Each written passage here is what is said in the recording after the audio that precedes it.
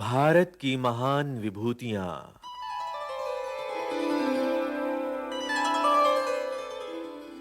राष्ट्रीय शैक्षिक अनुसंधान एवं प्रशिक्षण परिषद के केंद्रीय शैक्षिक प्रौद्योगिकी संस्थान के रेडियो प्रभाग द्वारा प्रस्तुत है 10 से 14 वर्ष तक की आयु के बच्चों के लिए भारत की महान विभूतियों पर आधारित कार्यक्रमों की श्रृंखला के अंतर्गत कार्यक्रम बिरसा मुंडा।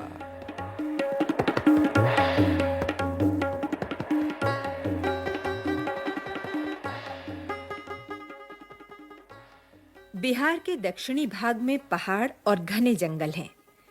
इन जंगलों में कई आदिवासी जनजातियां रहती हैं। इन्हीं में से एक है मुंडा। सैकड़ों वर्षों से मुंडा जाति के लोग जंगल के सहारे जीते आ रहे हैं।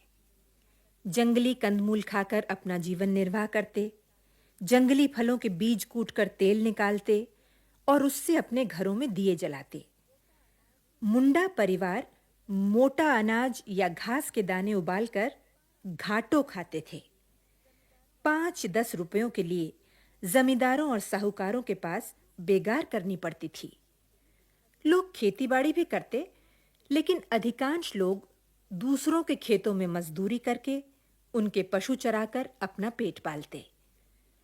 अब से कोई 100 साल पहले इनकी दशा बहुत खराब थी।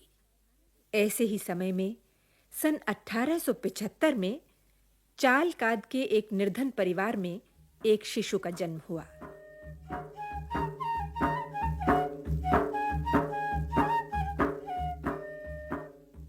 बृहस्पतिवार या वीरवार को जन्म लेने के कारण इस बच्चे का नाम बिरसा रखा गया।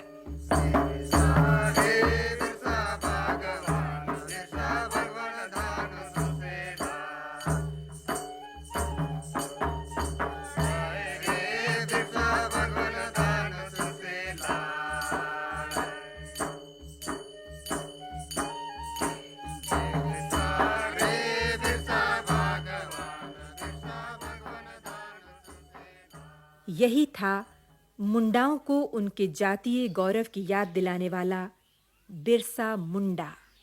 बिरसा, अरे ओ बिरसा, कहाँ है रे तू? क्या है माँ, मैं इधर हूँ। तू फिर अकेला जंगल गया था? कितनी बार तुझसे कहा है इस तरह जंगल में अकेला मत फिरा कर। अरे कहीं कोई सांप बिच्छू काट ले या बाघ भालू उठाकर ले जाएगा तो? तू घबरा मत माँ, मुझे कुछ नहीं होगा। ये जंगल है ना, ये मेरा दोस्त है। इसके सब जानवर मेरे भाई बहन हैं। ये मुझसे बातें करते हैं। लो और सुनो इस लड़के की बातें।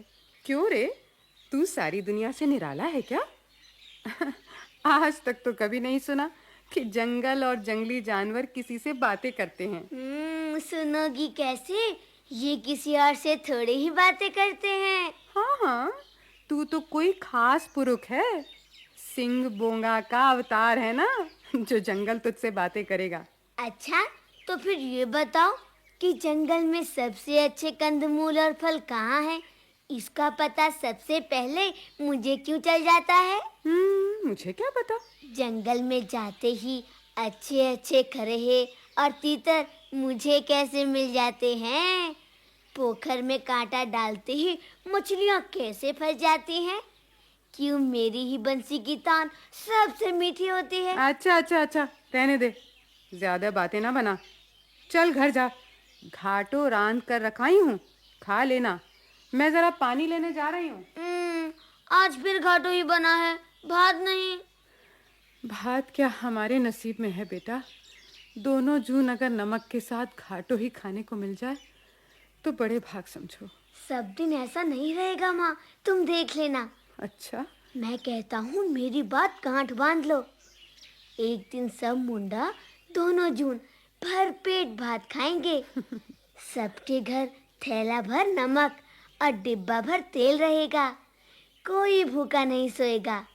ये जंगल, ये धरती सबको पेट भर खाना देगी। कैसी बड़ी बड़ी बातें करता है ये रे। नन्हे बिरसा की ऐसी बातें सुनकर उसकी मां कर्मी और पिता सुगाना मुंडा परेशान हो जाते। बिरसा दूसरे मुंडा बच्चों जैसा क्यों नहीं? क्यों ये इतनी बड़ी-बड़ी बातें करता है कि सुनकर डर लगने लगता है?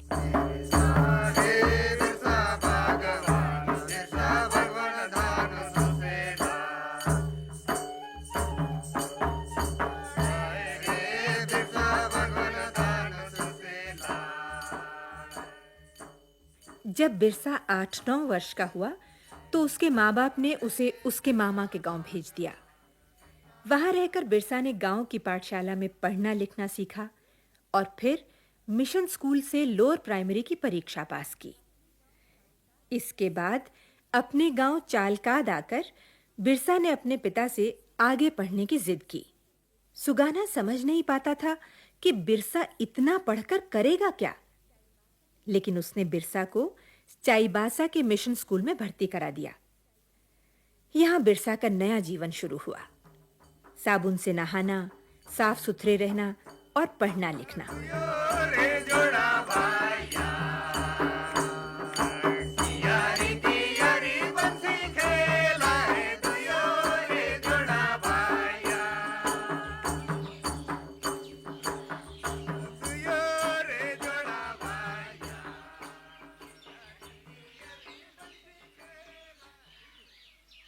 बिरसा, ए बिरसा। क्या है डेविड? उधर देख, वो जो फाटक पर बूढ़ा खड़ा है ना, वो तुझे बुला रहा है। मुझे? हाँ, पर वो है कौन? मैं तो उसे जानता तक नहीं। लेकिन वो तो तुझे जानता है। कहने लगा वो बिरसा मुंडा है ना, चाल काद के सुगाना मुंडा का बेटा। मैंने कहा हाँ, तो कहने लगा उसे जरा मेरे पास भेज दो बेटा। जाना, एक बार मिला। मैं? हाँ, क्या पता चाल काद से तेरे आबा का कोई संदेशा लाया हो। अच्छा, जाता हूँ। हाँ।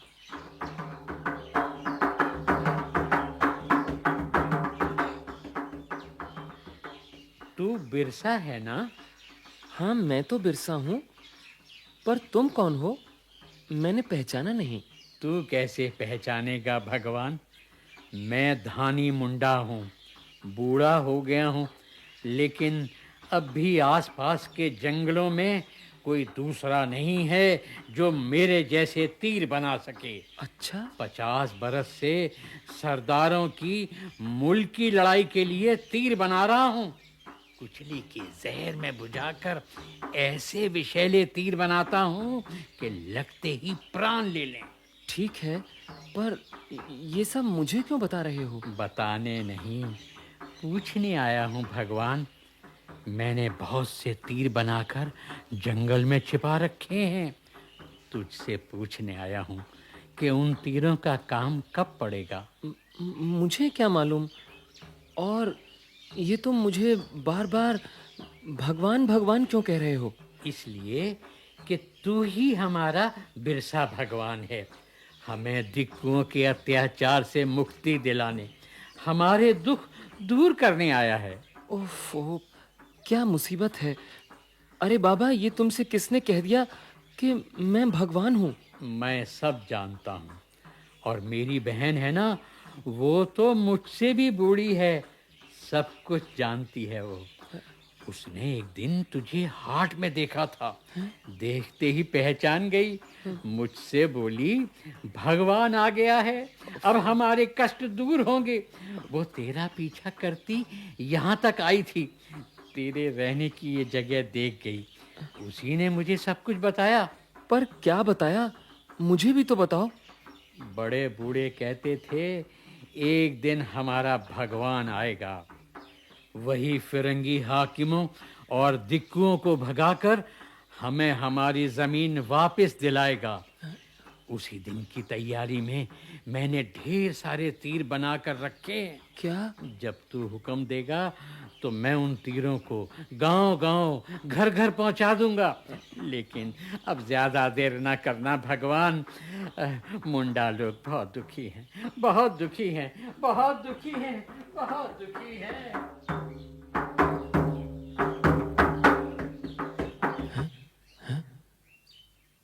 अजीब आदमी था। क्या नाम बता रहा था?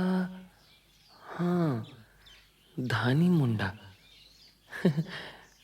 मुझे भगवान समझता है। बिरसा भगवान कहता है मैं मुंडाओं को उनकी जमीन वापस दिलवाऊंगा।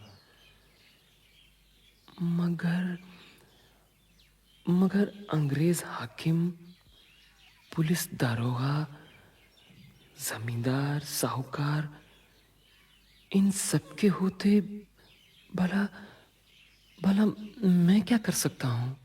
लेकिन बूढ़े धानी की बातों ने बिरसा को सोचने पर मजबूर कर दिया। बिरसा ने ईसाई धर्म के साथ-साथ हिंदू धर्म को भी बहुत निकट से देखा। मुंडाओं में व्याप्त अशिक्षा और अंधविश्वासों से भी उसका परिचय था। उसने जान लिया था कि मुंडाओं के खोए हुए आत्मसम्मान को लौटाने के लिए उन्हें कुरीतियों से मुक्त करके किसी दृढ़ शक्ति के प्रति अटूट विश्वास दिलाना होगा। सब कुछ सोच समझकर बिरसा ने स्वयं को धरती का आबा यानी पिता बिरसा भगवान घोषित कर दिया।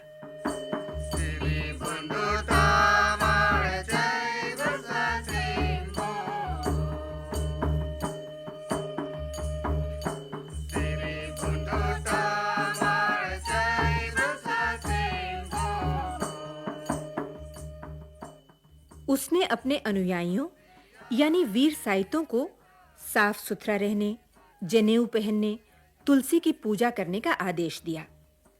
वीर साइत गांव-गांव में जाकर बिरसा भगवान की शिक्षाओं का प्रचार करने लगे।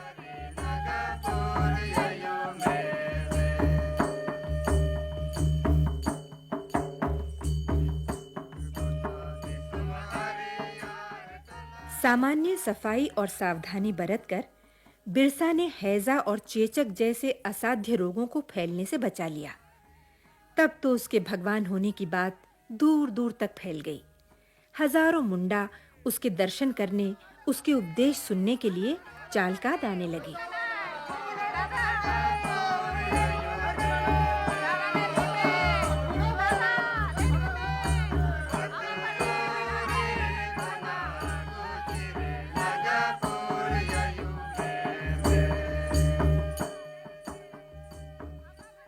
बिरसा ने मुंडाओं के जातीय गौरव को ललकारना शुरू किया। उसके कहने से मुंडाओं ने लगान देना बंद कर दिया, जमींदारों के लिए मुफ्त में काम करना छोड़ दिया। उसकी इन बातों से जमींदार और अंग्रेज हाकिम तिलमिला उठे। उन्होंने बगावत भड़काने के आरोप में बिरसा को 2.5 वर्ष की कठोर कारावास की सजा सुनाई। वो ये भी सिद्ध करना चाहते थे कि बिरसा भगवान नहीं, एक सामान्य व्यक्ति है। लेकिन मुंडाओं पर इसका दूसरा ही असर हुआ। वीर साइतों ने उस आंदोलन को जीवित रखा।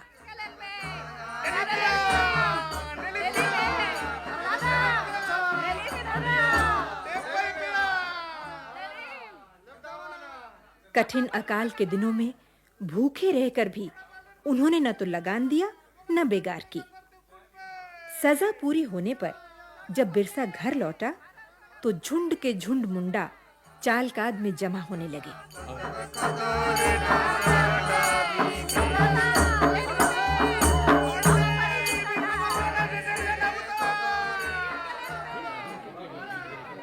तुम कहाँ चले गए थे भगवान? देखो, तुम्हारे बिना हमारी कैसी दशा हुई। तुम्हारे कहने से हमने लगान देना बंद किया, बेगार नहीं की, तो जमींदार साहूकारों ने हमें अनाज देना बंद कर दिया। लेकिन हम तुम्हारी दी हुई सीख पर अटल रहे भगवान। हमने घाटों, कंदमूल और जंगली जानवरों पर गुजारा किया, पर दिकुओं के आगे सर नहीं झुकाया भगवान। अब तो जंगलों के कंदमूल भी खत्म हो चले हैं। अब हम क्या करेंगे, कैसे जिएंगे? शांत हो जाओ, शांत। मैं आ गया हूं। मैं तुम्हारा बिरसा भगवान। मैं धरती का आबा हूं। यह धरती हमारी है। दिकू हमारी धरती पर कब्जा किए बैठे हैं। अंग्रेज हाकिम तो हमें आदमी तक नहीं समझते। हमें अपनी धरती उनसे वापस लेनी है। तुम सब तैयार हो जाओ, अब लड़ाई होगी, उल गुलान होगा। उल गुलान, उल गुलान, उल गुलान, उल गुलान।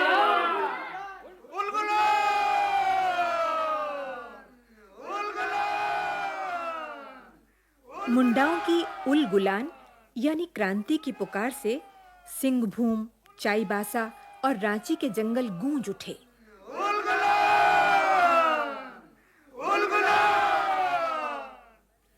तीर, धनुष, बर्छे, बलुआ जमा किए जाने लगे। घने जंगलों की गुफाओं में ऊंचे-ऊंचे पेड़ों पर मचान बांधकर छिपकर रहने की व्यवस्था कर ली गई।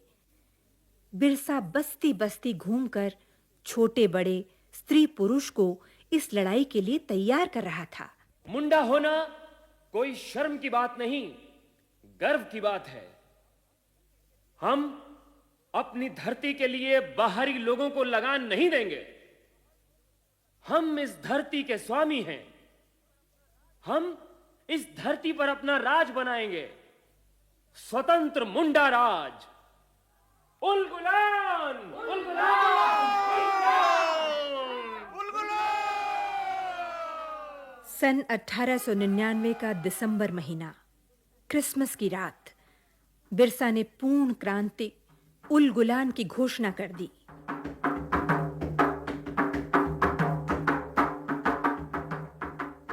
बाहरी लोग चुन-चुन कर मारे जाने लगे। न जाने कहां से मुंडाओं की टोली आती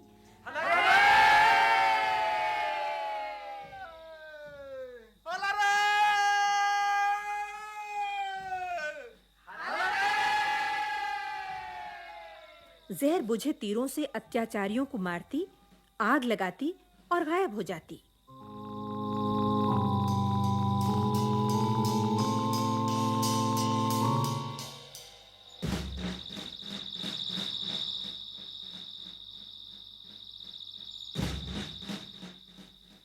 पुलिस और मिलिट्री के अधिकारी जंगल छान रहे थे, पर मुंडाओं का कहीं पता नहीं चलता था।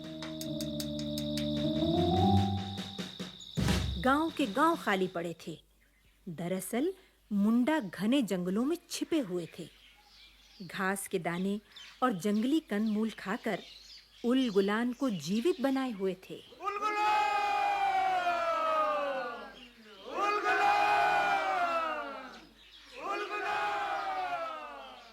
सरकार ने बिरसा और उसके साथियों को पकड़वाने के लिए भारी इनामों की घोषणा की, लेकिन रुपयों के लालच में भला कोई अपने भगवान के साथ गद्दारी कैसे करता? एक दिन असावधानीवश चूक हो गई। एक मुंडा स्त्री ने भात पकाने के लिए आग जला ली। धुआं देखते ही पुलिस ने तत्काल बिरसा और उसके साथियों को गिरफ्तार कर लिया। बिरसा को सबसे अलग एक छोटी सी कोठरी में रखा गया। उसकी कमर और पैरों में लोहे की भारी